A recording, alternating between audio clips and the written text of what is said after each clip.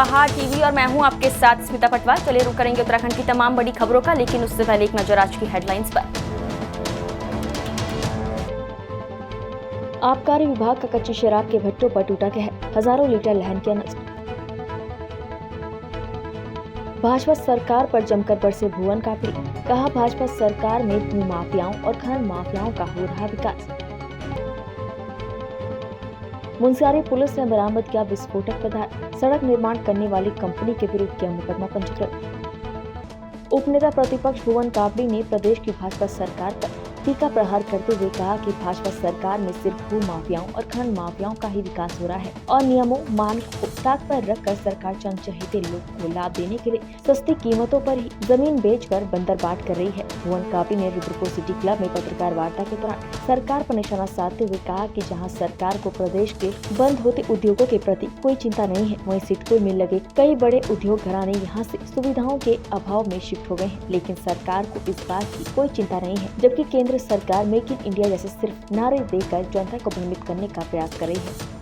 देश से लगे हुए उद्योग इतना बड़ा इंफ्रास्ट्रक्चर खड़ा करके चलता हुआ उद्योग शिफ्ट करता है तो उसमें सबसे बड़ी जिम्मेदारी सरकार की होती है। हम उत्तराखंड की बात करें तो आज आपने देखा जो नामी कंपनियां हैं, चाहे HP हो, चाहे HCL हो, लोयडस हो, माइक्रोमैक्स हो, जाइडस हो, सत्यम हो, बहुत सारी बड़ी कंपनियां, अशोका लीलैंड के बाहर भी लोग धरने में बैठे हुए हैं जो हजारों युवाओं को रोजगार दे रही थी। वो कंपनियां लगातार प्रदेश से पलायन कर रही हैं, उत्तराखंड को छोड़कर जा रही हैं, लेकिन सरकार की गंभीरता कहीं पर भी नहीं दिखती कि उस पर समीक्षा भी करे कि क्या कारण है कि जो लगातार रोजगार यहाँ से जो रोजगार के हमारे साधन हैं, जो उद्योग हैं, वो लगातार शिफ्ट होते जा रहे हैं और हजारों युवा बेरोजगार हो रहा है। उसकी जगह सरकार सिडकुल की बेशकीमती ज़मीन को अपने चहीते भूमाफियाओं को कौड़ी के भाव बेच रही है।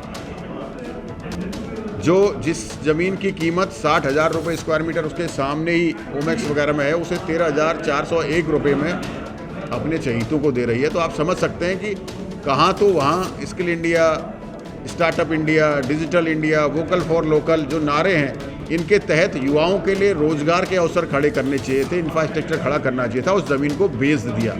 तो भारतीय जनता पार्टी की करनी और कथनी में अंतर है। आप देख सकते हैं कि जिस जगह पे जिस सिडकुल को रोकने की बात करनी चाहिए वहाँ जमीन बेचने का काम किया जा रहा है। नैनीताल हाईकोर्ट को हल्द्वानी शिफ्ट करने को लेकर बीजेपी और कांग्रेस में तलवार खींच गई है, जहां विपक्ष इस फैसले से नाखुश दिखाई दे रहा है और सरकार पर काशीपुर की जनता को बरगलाने का आरोप लगा रहे हैं, तो वहीं पक्ष अब हाईकोर्ट हल्द्वानी शिफ्ट करने की वकालत करने लगा है। नैनीताल के कुछ वकील भी हाईकोर्ट को शिफ्ट करना नहीं चाहते थे, जबकि हल्द्वानी के वकील हाईकोर्ट कुमाऊं के प्रवेश द्वार में शिफ्ट करने के लिए जोर लगा रहे थे। बुधवार को हुई कैबिनेट मीटिंग में रायशुमारी में करीब 80% सुझाव हाईकोर्ट को हल्द्वानी शिफ्ट करने के पक्ष में थे, जिस पर अब सियासत गर्माती हुई दिखाई दे रही है। देखिए, हाईकोर्ट नैनीताल में जो स्थित है, तो कहीं ना कहीं वादियों को बहुत परेशानी थी, और जब गर्मियों के समय में या जाड़ों के समय में पर्यटक सीजन होता है तब वादियों को वहाँ पर जाना बहुत महंगा पड़ता है, रुकना बहुत असंभव हो जाता है।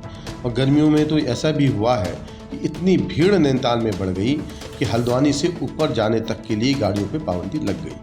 तो ऐसी परिस्थितियों में हाईकोर्ट को नैनीताल से स्थानांतरित करना अपरिहार्य था और बहुत आवश्यक भी है जनता की सुविधाओं को देखते हुए। जैसा मेरे काबिल दोस्त कांग्रेसी आरोप लगा रहे हैं, और आरोप लगाना सिर्फ उनकी आदत है कि ना तो किसी चीज़ को समझना और ना कोई देश समाज के लिए कार्य करना।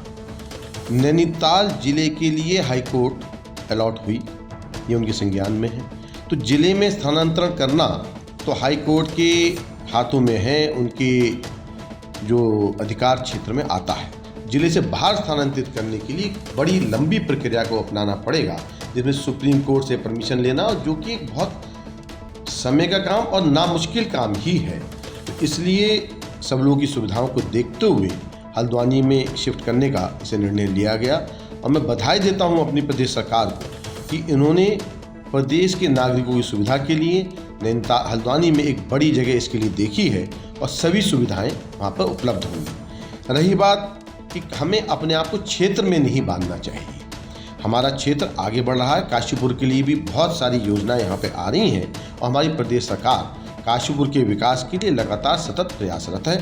तो मैं अपने कांग्रेसी मित्रों से ये कहता हूँ कि चीज़ों को समझें और जो प्रदेश सरकार विकास के इतने कार्य कर रही है उन्हें जनता के सामने लेके आए, न कि ये ओछी बातें करके समाज में संशय पैदा करें। देखिए, कांग्रेस ने जो भी नीतियां निकाली वो जनमानस की भलाई के लिए निकाली, और बीजेपी जो भी वादे करती है वो केवल वक्ती तौर पे होता है, केवल लोगों को लुभावना एक वातावरण प्रस्तुत करने के लिए होता है। मैं मानती हूँ कि ये बात सही है कि हाई कोर्ट नैनीताल से हटना चाहिए, लेकिन जब ये तय हो गया था कि हाई कोर्ट काशीपुर आना चाहिए और काशीपुर की जनता ने इसी बात को लेकर बीजेपी को जिताया है, बीजेपी को वोट दी है, तो फिर उनकी भावनाओं से खिलवाड़ करके हल्द्वानी शिफ्ट कर देना, हल्द्वानी के लिए बात करना उचित नहीं है। हल्द्वानी के पास ना इतनी बड़ी ज़मीन है, काशीपुर में अभी भी जहाँ IIM खुला है वहाँ उसके बाद इतनी आसपास इतनी ज़मीनें हैं, अभी भी बहुत सारी ज़मीन खाली पड़ी हुई है, ऑफिसेज़ के लिए भी है, उसके बावजूद भी है। और काशीपुर एक ऐसी जगह है जो जहाँ ट्रैफिक भी इतना नहीं है, जबकि हल्द्वानी में नैनीताल जाने वाले लोगों के लिए बहुत मुश्किल हो जाएगा। थाना मुंसियारी पुलिस द्वारा अवैध तरीके से रखा हुआ विस्फोटक पदार्थ बरामद किया गया और सड़क निर्माण करने वाली कंपनी के विरुद्ध मुकदमा दर्ज किया गया। बीती 18 नवंबर को थाना अध्यक्ष मुंसियारी मुनव्वर हुसैन के नेतृत्व में पुलिस टीम द्वारा मुखबिर की सूचना पर राज्य के प्राथमिक विद्यालय झापुरी तोमिक मदकोट के कमरे में अवैध रूप से छिपाए गए विस्फोटक पदार्थ बरामद किए गए। उक्त सामान झापुली बोना सड़क निर्माण company Alpha Pacific System Private Limited Kirtinagar Delhi का होना पाया गया। पुलिस अधीक्षक पिथौरागढ़ लोकेश्वर सिंह के निर्देश में थाना मुंसियारी पुलिस द्वारा alpha Pacific System Private limited के विरुद्ध निर्माण कार्य में गंभीर लापरवाही बरतने पर मुकदमा पंजीकृत किया गया। खबर जनपद टिहरी गढ़वाल से है, जहां डॉक्टर सौरभ गहरवाल की अध्यक्षता में राजकीय इंटर कॉलेज डांगी ग्राम पंचायत बेडांग विकासखंड भिलंगना में बहुउद्देशीय शिविर का आयोजन किया गया। शिविर में 65 शिकायत दर्ज की गई, जिनमें से अधिकांश शिकायतों का मौके पर निस्तारण किया गया और शेष प्रकरणों के निस्तारण के लिए समय निर्धारित कर संबंधित अधिकारियों को त्वरित गति से कार्यवाही करने के निर्देश दिए गए। पहले मैं आपको कंसाल सर की टीम को धन्यवाद देना चाहूँगा कि आपने हमारे विद्यालय की पीड़ा को समझा और सबसे दूरस्थ क्षेत्र विकासखंड भिलंगना के सबसे दूरस्थ क्षेत्र राजकीय इंटर कॉलेज डांगी नैलचामी में आए। मैं हृदय की गहराइयों से आपका स्वागत करता हूं। यकीनन आज हमारे बीच में बहुउद्देशीय शिविर में हमारे जिलाधिकारी सर हमारे बीच में आए और उन्होंने कक्षा 11B और कक्षा 12B की क्लास को पढ़ाया, जिसमें फिजिक्स, केमिस्ट्री और मैथ्स और बायो पे उनका ज़्यादा फोकस है। वो चाहते हैं कि हमारे टिहरी गढ़वाल में की एक पूरी टिहरी गढ़वाल की जो कक्षा 11 और 12 जो अच्छे पढ़ने वाले बच्चे हैं उनकी एक टीम बने और उनका एक ग्रुप बने, और जिसमें वो जो है बच्चों को साइंस से जुड़े हुए सवालों को उस ग्रुप में तैयार करवाएंगे। और जो हमारा बच्चों का जो बोर्ड का एग्ज़ाम होगा उसमें वो चाहते हैं कि बच्चों के जो है 100 से 100 मार्क्स में आए। और बच्चों को उन्होंने फिजिक्स, केमिस्ट्री और बायो के बारे में बताया। बारीकी से उन्होंने कई बिंदुओं पर फोकस करा। क्लास 12 की छात्र हूँ। आपके बीच में जानकारी आई है, क्या सवाल और कैसा लगा? हमें बहुत अच्छा लगा। हमारे बीच में हमारे जिला के जिलाधिकारी सौरभ गहरवाल जी आए और उन्होंने हमें हमारे करियर के बारे में गाइड किया, हमें आगे क्या करना है इस बारे में उन्होंने हमें बताया। तो कैसा लगा? हमें बहुत अच्छा लगा। पहली बार कोई जिलाधिकारी हमारे बीच में आया, उन्होंने हमसे सवाल जवाब किया। हमें फ़िज़िक्स और बायो के बारे में पढ़ाया गया है, जो पढ़ के हमें बहुत अच्छा लगा। हमें उन्होंने बहुत सारे हमारी मिस्टेक्स भी बताई हैं कि हमें कहाँ पे ऐसा करना चाहिए। हमारे टीचर्स को भी गाइड किया उन्होंने। जी नहीं, हमें पहली बार हमारे स्कूल में ऐसे कभी आए हैं। लक्सर व्यापार मंडल के अध्यक्ष मनोज वर्मा ने अपना एक वीडियो सोशल मीडिया पर जारी किया है।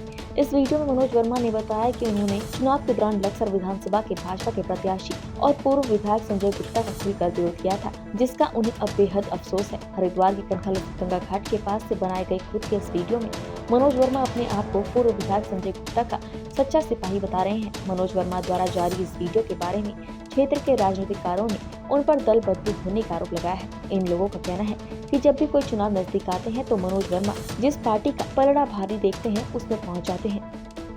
साथियों, मैं मनोज वर्मा, अध्यक्ष व्यापार मंडल लक्सर, आज माँ गंगा के किनारे खड़ा होकर अपने किए हुए पापों का प्रायश्चित करता हूँ। जो चुनाव के दौरान मैंने संजय गुप्ता के खिलाफ झूठे आरोप प्रत्यारोप लगाए और उनके खिलाफ खड़ा हुआ। यह मेरी ज़िंदगी की सबसे बड़ी भूल थी। आज हमारे विधायक लक्सर के संजय गुप्ता ही होते तो शायद ये लक्सर में जो आज अराजकता का माहौल है वह ना होता। मैं अपने दिल से, आत्मा से इस बात को खेद प्रकट करता हूँ कि मैंने संजय गुप्ता जी के खिलाफ खड़ा हुआ और उनके खिलाफ बगावत की। मैं संजय गुप्ता जी का एक समर्पित सिपाही हूँ, था और रहूँगा। जय हिंद, जय भारत, जय गंगे मैया। उत्तराखंड चिन्हित राज्य आंदोलनकारियों ने तथा कथित आंदोलनकारी भावना पांडे पर आरोप लगाए हैं। प्रवर्ती महासभा के प्रदेश अध्यक्ष तेज सिंह रावत ने भी इस मामले में अपनी प्रतिक्रिया दी है। उन्होंने कहा कि वो उत्तराखंड की बहन और बेटी हो सकती है, लेकिन वो जबरदस्ती अपने आप को राज्य आंदोलनकारी कह रही है। उन्होंने कहा कि अगर भावना पांडे राज्य आंदोलनकारी है और उन्होंने संघर्ष किया है तो क्या उनके पास कोई सबूत है। आपको बता दें कि भावना पांडे के खिलाफ साल 2001 में भी मुकदमा दर्ज है। वहीं साल 2017 में हुए देश के सबसे बड़े मेडिकल स्कैम में भी भावना पांडे के खिलाफ मामला दर्ज हो चुका है, जहां हाई कोर्ट के जज के साथ करोड़ों रुपए की रिश्वत लेते हुए उनका नाम सामने आया था। पिछले दिनों एक प्रकरण सामने आया था कि देहरादून में कोई भावना पांडे नाम की कोई औरत जो है वो सुर्खियों में आई थी। मैं भूल गया हूँ कौन मसला क्या था, लेकिन दोबारा से फिर कहें ये सुर्खियों में आई है तो मैं उस लेडी को, उस बहन को ये कहना चाहता हूँ कि आप उत्तराखंड की बहन तो हो सकती हैं, उत्तराखंड की बेटी भी हो सकती हैं, इसमें कोई दो राय नहीं, लेकिन आप ये जबरदस्ती अपने आप को बोले कि मैं उत्तराखंड राज्य आंदोलनकारी हूँ या मैंने संघर्ष किया है, तो मैं उस अपनी बहन को ये कहना चाहता हूँ कि भाई आप अगर आपने संघर्ष किया उत्तराखंड राज्य के लिए तो आपके पास कोई प्रूफ है इस चीज़ का। चलिए हम जो लीगल डॉक्यूमेंट्स है उसकी बात नहीं कर रहा हूँ, मैं फिलहाल इतना कहना चाहूँगा कि आपने कौन से शहर में रहकर संघर्ष किया। पहली बात, अगर आपने हल्द्वानी में किया हो, नैनीताल में किया हो, अल्मोड़ा में किया हो, काशीपुर में किया हो, देहरादून में किया हो, तो जो हमारे लोग हैं, हमारे संगठन यहाँ पर हैं, ठीक हो, संगठन अलग है, आपको कोई चिन्हित कर सकता है, कोई वेरीफाई कर सकता है, वेरिफिकेशन क्या ये लेडी हमारे साथ थी।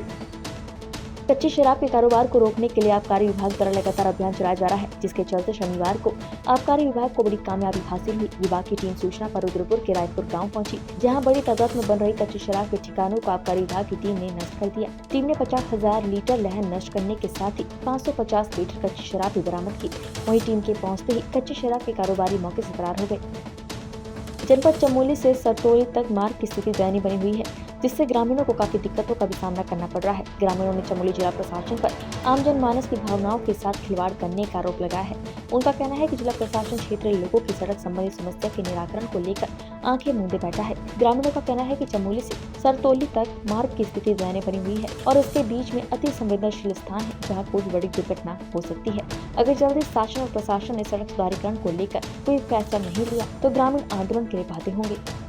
तो आज हम आपको उत्तराखंड शासन एवं चमोली जिला प्रशासन की नाकामियों से रूबरू कराते हैं कि किस प्रकार चमोली प्रशासन आम जनमानस की भावनाओं के साथ खिलवाड़ कर रहा है और जो क्षेत्रीय लोगों की सड़क संबंधी समस्या है उसके निराकरण को लेकर प्रशासन आंख बूंदे खड़ा हुआ है। तो चमोली से लेकर सरतोली तक जो सड़क निर्माण हुआ है, इस सड़क की काफ़ी दयनीय स्थिति है, लेकिन इसके बीच में अनेक अति संवेदनशील स्थान है जहाँ की कभी भी कोई भी वाहन दुर्घटनाग्रस्त हो सकता है। जिला मुख्यालय से मात्र 8 किलोमीटर की दूरी पर ग्राम सभा लासी के अंतर्गत ग्राम सभा लशारी के समीप बुरी तरह क्षतिग्रस्त सड़क इसका जीता जागता प्रमाण है। जैसे कि आप देख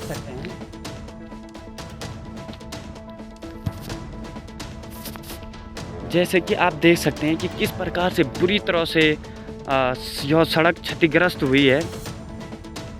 इस सड़क की स्थिति काफ़ी दयनीय बनी हुई है।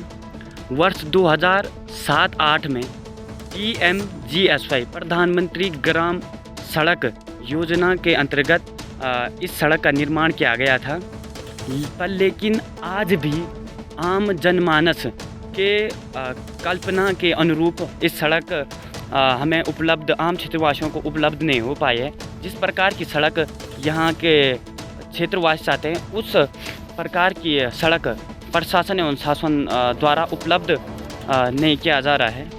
यह जो स्पॉट है काफ़ी डेंजर बना हुआ है, जो कि सड़क दुर्घटना को खुले रूप से निमंत्रण करता है। भगवान न करे ऐसा हो, लेकिन सत्य को झुटलाया नहीं जा सकता है और संभावना से हम मुंह नहीं मोड़ सकते हैं। लेकिन यदि इस सड़क की स्थिति ऐसी ही बनी रहती है तो संभवतः यहाँ वाहन दुर्घटना का शिकार हो सकती है, जिसका जिम्मेदार पूर्ण रूप से चमोली प्रशासन होगा, क्योंकि यहाँ के आम क्षेत्रवासियों द्वारा एक बार नहीं अनेक बार शासन एवं प्रशासन को पत्र व्यवहार के माध्यम से इस समस्या के विषय में अवगत करा दिया गया था। लेकिन इसके बाद भी 4-5 महीने बीत जाने के बावजूद भी इस पर कोई सकारात्मक कार्रवाई नहीं की गई, कोई भी सकारात्मक कार्य नहीं किया गया। डोईवाला के जौलीग्रांट एयरपोर्ट विस्तारीकरण से प्रभावित होने वाले लोगों ने अपनी मिट्टी, अपने खेत, अपना घर, अपनी दुकानें बचाने को लेकर विस्थापित क्षेत्र कंडल में महापंचायत की, जिसमें सैकड़ों की संख्या में लोगों ने शिरकत की। महापंचायत में शामिल हुए लोगों ने हुंकार भरते हुए कहा कि किसी भी कीमत पर हम इस बार अपनी जमीन नहीं देंगे। साथ ही उन्होंने बड़े आंदोलन की चेतावनी दी है। एयरपोर्ट विस्तारीकरण का कार्य चल रहा है और बिना किसी को सूचना दिए किसी की जमीन नापी जा रही है। और अभी कुछ दिन पहले हमने एसडीएम और ये तहसीलदार साहब इधर आए थे, तो उनके द्वारा बताया गया कि केवल सर्वे करा है। तो बिना किसी सूचना के किसी तरह अगर इस तरह अधिकरण वाली कोई बात होती है तो वो बिल्कुल गलत बात है। और विस्थापित जब एक बार विस्थापित कोई हो चुका, उन्हें बार बार विस्थापित करना बिल्कुल गलत बात है।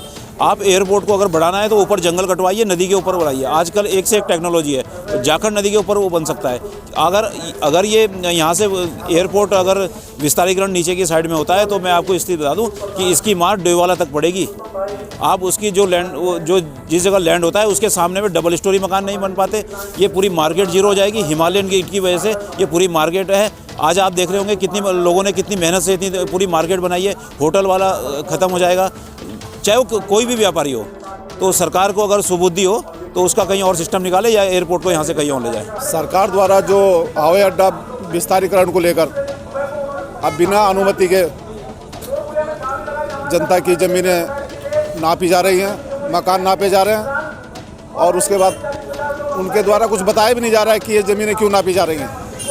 और जब हमें पता चला कि दोबारा से हवाई अड्डे का विस्तार होना है, तब हमारे संज्ञान में आया कि ये विस्तारीकरण के लिए हमारी ज़मीनें नाप रहे हैं। बहुत ज़्यादा विरोध करेंगे क्योंकि हम लोग ऑलरेडी बहुत पहले से विस्थापित हैं। बड़ी मुश्किल से तो हमारी यहाँ पर जड़ें जमी हैं। हमारे बच्चों को आसपास का नॉलेज हो पाया है। इसके बाद अगर सरकार विस्थापित करती तो हम लोग कहाँ जाएंगे? हमारी जड़ें समाप्त हो रही हैं। विरोध में इसलिए है कि हम पहले चरण में टिहरी से विस्थापित हुए हैं। दोबारा विस्थापन हमारे कुछ परिवारों का किया गया है। काफ़ी लड़ाई लड़ी हमने, 5-6 महीने हमारा आंदोलन चला, दिन रात का आंदोलन चला, बहुत प्रयास करा। अन्य ग्राम सभा के प्रधान लोगों ने, जनप्रतिनिधि लोगों ने और अन्य जनता ने काफ़ी सहयोग किया, फिर भी सरकार में नहीं सक पाए। तो कुछ परिवार हमसे आज बिछड़ गए, जिनका कि आंदोलन के बावजूद उनका सही थोड़ा बहुत पूर्ण विस्थापन किया गया, जिनको भूमि भी मिल गई, मुआवजा भी सही मिला। पर आज हमारे इतने परिवार हैं जो कि सरकार इनको सही पूर्ण से नहीं विस्थापन कर पाएगी और इतने बड़े मकानों का ना ही मुआवजा दिया जाएगा। और हम नहीं चाहेंगे कि हमारे परिवार फिर बिछड़े, और बिछड़ने से हमारे कोई इतनी बड़ी आज सबसे बड़ी ग्राम सभा की जनसंख्या है वो हमारी एकत्र नहीं हो पाएगी। विस्तारीकरण है, ये बहुत बड़ा धोखा है। सरकार हमारे मौलिक अधिकारों का हनन कर रही है। सरकार का एक तरफा ये निर्णय है और हमारे खेतों को नापा जा रहा है, हमारी ज़मीन नापी जा रही है, हमारी दुकानें नापी जा रही है। अब आप देखिए कि क्या बार बार विस्थापितों को विस्तारीकरण के जद में आकर उनको बर्बाद करने की साजिश कर रहे हैं। आज यहाँ पर हमने कहा था कि हमारे ट्यूबवेल बना के दीजिए, हमें पानी की आवश्यकता है, इन्होंने हमारे खेत नाप दिए। आखिरकार सरकार करना क्या चाहती है? और हमारा स्पष्ट रूप से कहना है कि क्षेत्र की जनता के सहयोग से, यहाँ के जो तमाम जो हमारे साथी लोग हैं उनके सहयोग से हम 1 इंच भी ज़मीन अपनी नहीं देंगे। सरकार की जो ये आतताई वाली जो नीति है इसका पुरजोर विरोध किया जाएगा और इस सरकार को हम बताएंगे कि आखिरकार इस प्रकार के जो जो निर्णय थोपे जा रहे हैं वो कितने हानिकारक इस क्षेत्र की जनता के लिए है। किसी भी सूरत पर अपनी 1 इंच जमीन नहीं दी। उत्तराखंड की तमाम बड़ी खबरों में फिलहाल इतना ही। बाकी खबरों के लिए देखते रहिए पहाड़ टीवी। नमस्कार।